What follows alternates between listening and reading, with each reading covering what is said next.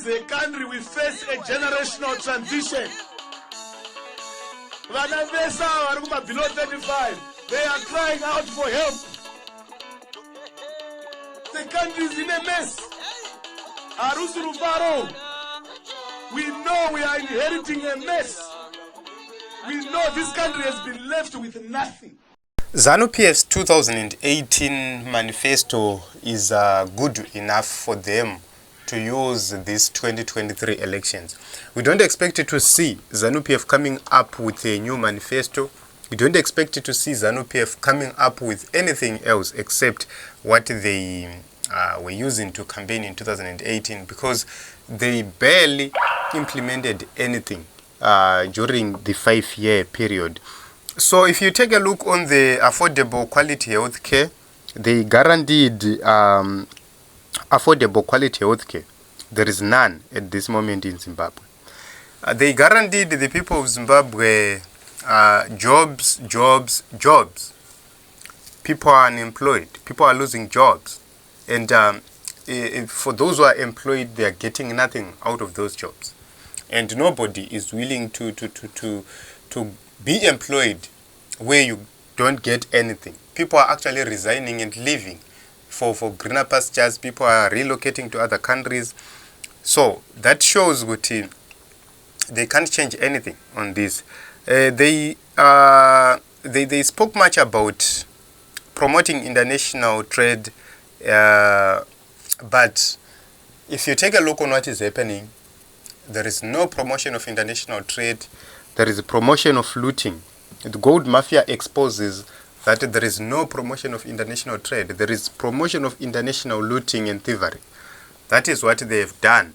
And they've managed to do so without hesitation. So, vakataura about delivering the Zimbabwe we all want. Is this the kind of Zimbabwe we all want? I doubt. Why? Hakuna magetsi.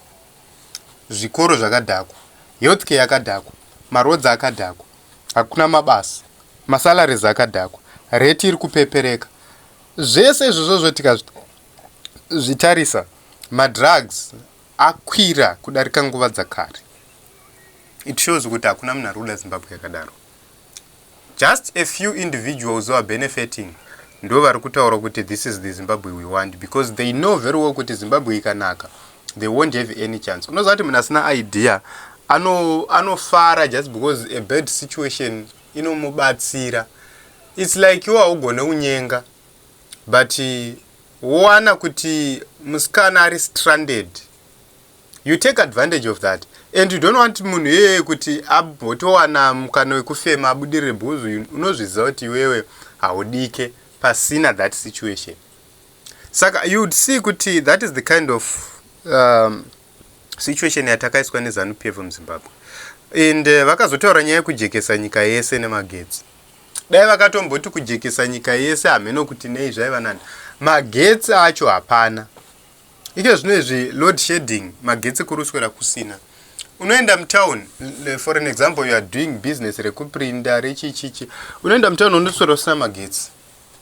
Hakuna mari yaunodzoka nayo kumba. Sometimes unotoona kuti totogara kumba kuri nani. Load shedding iri kutokanganisa even the industry itself. Saka you see kuti hapana kwatinosvika nevanhu vakadai. Moti mimi you have high costs of production. Mobva mavhurirwa border sezvaraitwa ike zvinezvi. Ndopa unonyatsoona kuti kuinvesta muZimbabwe inonzi tsava chaiyo. You have invested so much, but they don't care. They will make sure that your costs of production are very high, but they will make sure that you have much competition from outside Zimbabwe. Then the issue of zero tolerance to corruption. Au Jazeera documentary rawe. Hapana tasungwa. Corruption is everywhere. Ndo watu mugariro wacho. Those who are speaking against corruption are being arrested. Those who are speaking against corruption are being convicted. And the corrupt are being acquitted. So, tinosvika kupi nenyika yakadaro.